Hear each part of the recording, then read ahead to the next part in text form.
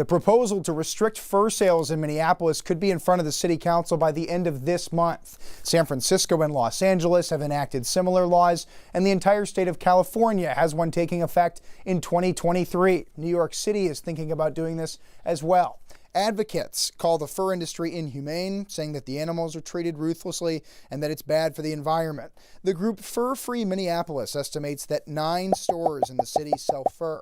I spoke with one of those store owners, and he told me he strongly opposes this measure and points out that the products that they use are totally biodegradable. The Fur Information Council of America also defends the industry, pointing to $1.5 billion in sales as recently as 2014. This ordinance, if passed in Minneapolis, would have a long grace period so that sellers could sell off that fur before it took effect. There would also be some exemptions. For example, tribal uses, cultural, religious uses would be exempt from the rule. But this could take several months before there's any decision made, so a long debate process ahead.